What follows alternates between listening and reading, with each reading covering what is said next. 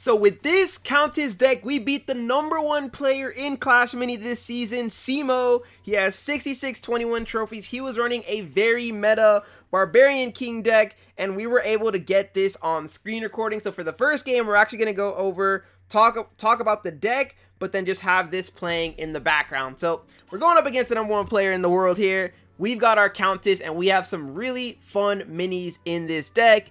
Essentially, you want to buy the Countess as much time as you possibly can. So we are going to be rocking the Electro Wizard. If you can get him up, especially with that plus 1.5 stun, you're able to stun targets for such a long time, and that buys your Countess enough time to destroy the entire map. Everybody else in this deck, job is to do that. So here we send our Countess over the top into the back, straight onto that Lumberjack. We're able to get a kill. We're onto the back line now, so we're onto the Archer as well. Ewiz gets a nice little stun off. We get all 3 kills with our Countess, and now it's a 3v1 situation here against his Barbarian King. So for the other minis, we have the Guard and the Knight, right? So these two minis, they're just so good. The Knight in the front can call people towards him, which makes other minis turn their back to the Countess, which gives you a lot of striking damage. But if you don't get the Knight down and you have to play the Guard, his instant cast up ability is very strong as well. I've got the Mini P.E.K.K.A. The main reason for that is when we're going up against Shield Maiden, we want to be able to take down the Shield Maiden or healers and dissipate and do a lot of damage to them as well.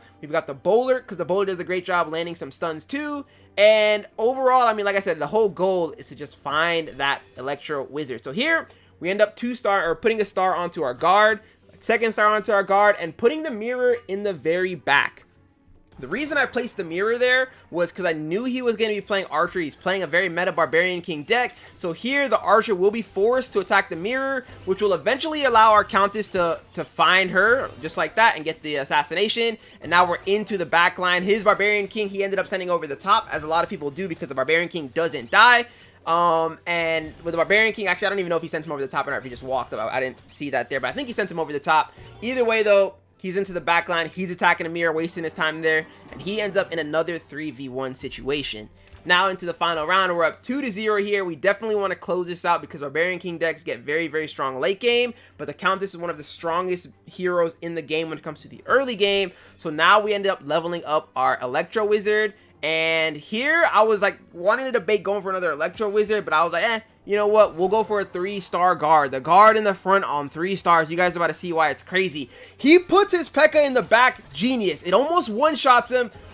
Countess stays alive. Countess zips out. And look at how the Ewiz now is able to land a stun. Countess still staying alive, just, dodging all over the map. The Guard never dies right there with all of that extra shield, even in the face of a Barbarian and the Barbarian King. He's unable to stop us. We win the game against him 3-0, #1 player in the world. And now we're going to hop into some live games with this Countess deck. So we're on to the Reborn. Countess on Countess action. We got to place our Countess on this spot here. Guaranteed. We're going to look to see if we can get lucky. We don't get lucky. But it's all good because now we can do a cast up ability here for our Guard. And we'll just leave it like that pretty much. I could do this, but there's no point in that. The whole point of having the Knight in the front is to call somebody towards him. But since our Guard is the one that has the star here, we'll just go with the Guard. And he does have the dissipate on the Mini P.E.K.K.A, so we actually might lose round 1 simply because of that. Let's see.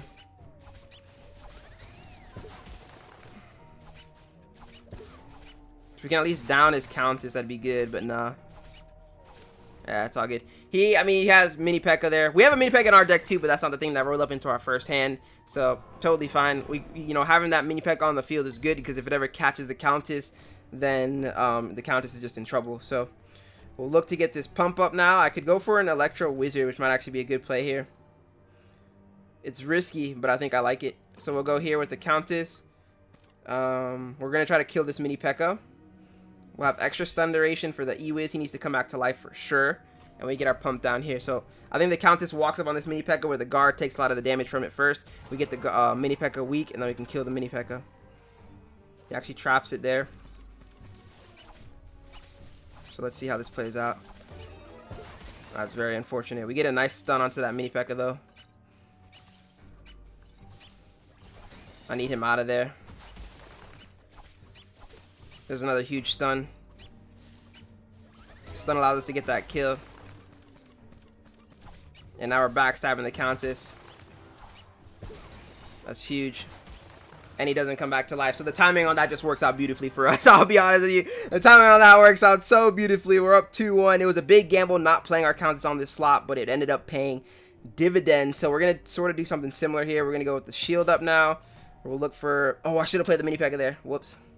I could have got a dissipate on the mini P.E.K.K.A, but this works too because the stun on the... Actually, it's better that we do this. I don't need to try to mirror what he's doing. Now we get a stun from our bowler. If the mini P.E.K.K.A finds value later on, that's great. But it's not a necessity here. From this round, we'll see. Because I don't know if he's running EUS 2. He might be.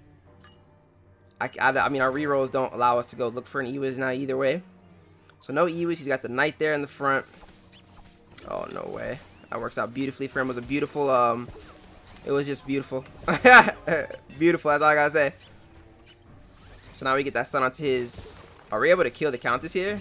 We are, and the EUS lands a stun. The bowler lands a stun as well. That's what I'm saying, man. Everybody's just buying time. The bowler stun is huge, and we definitely have to continue playing our Countess on that slot because that call up from the knight was a big brain play from him. That was able to catch pretty much our entire deck.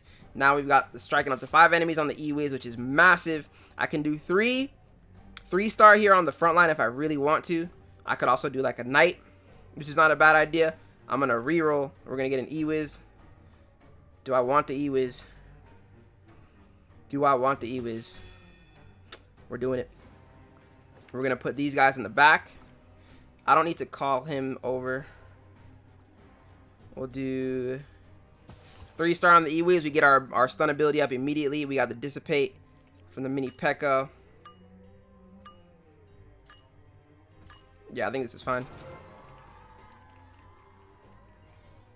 He has an EUS too. We get out immediately. Look at the stun coming in from our EUS. We're able to drop his EUS immediately. We get the stuns down. Now we got the dissipate mini P.E.K.K.A doing his thing. Because he doesn't have the EUS leveled up like we do, we're going to have faster attacks. We hit more targets. And like I said, most people are going to be running this Countess with the EUS. Because like I said, buying time is the key to the game. He was able to catch that early round because of the mini P.E.K.K.A. But after that, our deck was clearly stronger. And we just steamrolled right through him. Now we are, once again, going to be playing on the Resurrection map. Countess is going to keep getting that spot. Here, we probably play EUS. It's so sad because I don't want to, I gotta play for a late game here. So we're gonna go with our EUS. He probably dies. He probably doesn't even get a chance to, like, fight, depending on what he plays. Yeah, he doesn't get a chance, so I thought. Hopefully we can at least get some kills from our Countess. If we can get kills, then we'll at least start to get stacks. Needs to come back up and kill her, or kill him. Do we actually get the archer too? Yeah, I don't mind losing the round. Getting 3 kills like that is big. There was actually a chance. There was a chance there, but it's all good. I don't mind that. 3 kills, big. EUS, I want him because of that comeback card. Which actually, now that I think about it, may not actually work too well for us because of what his deck is. But we'll see. So EUS...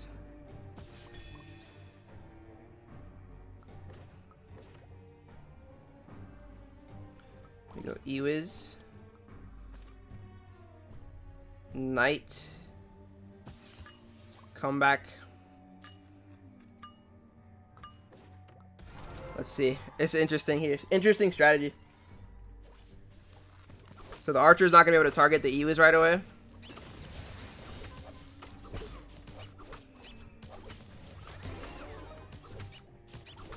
We get to the archer. He might just die. If he could have gotten an ability off, whew, that would have been beautiful, but no ability there. So the risky play does not pay off for us.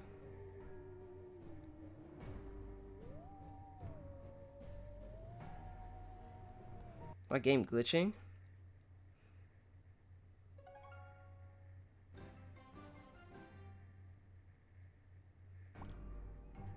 Nice. Alright. Strikes 5 enemies. We're going to put the Countess here. If we get that slot, if we're able to use it, lit. If not, which is probably going to be the case, then unlucky. We'll put the Countess in the guard. You know what? The knight probably doesn't die that easily. So it'll affect a larger area.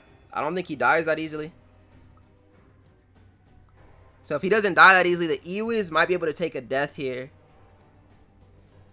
Then it might be okay. Let's find out.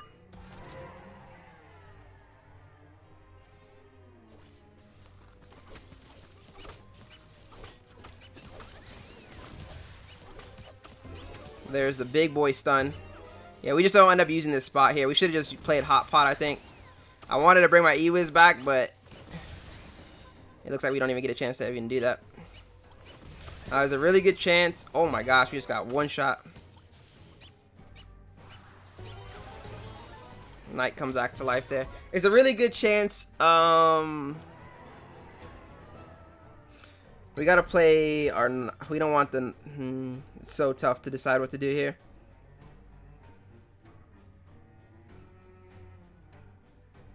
I think Bowler. Bowler with stun maybe? Or 3-star Knight. 3-star Knight. With a 3-star Ewiz, or is that wild?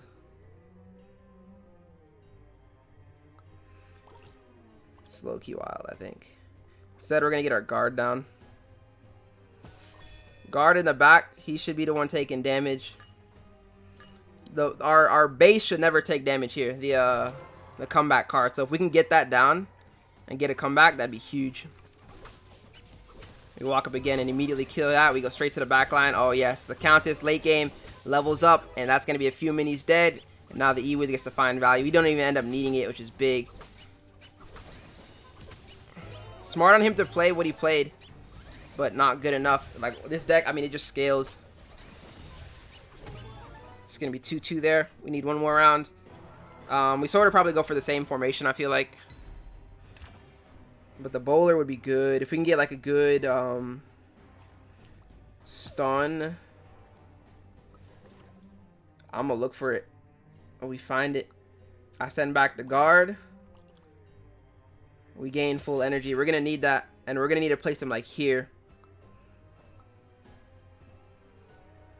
Because otherwise we're going to end up bullying the Barbarian, which is bad. Yeah, bullying the Archer though. S tier. What a play, bro. Oh my goodness. We just destroyed his whole backline. What a play. It's just genius. That's why I love having the Bowler. Late game, Countess is running around like a maniac. We got the stuns slowing everybody down. That Barbarian with all those levels is nasty, but not good enough. Not even able to do a quarter. Not even a quarter health of our beefed up Knight. We win that game 3-2.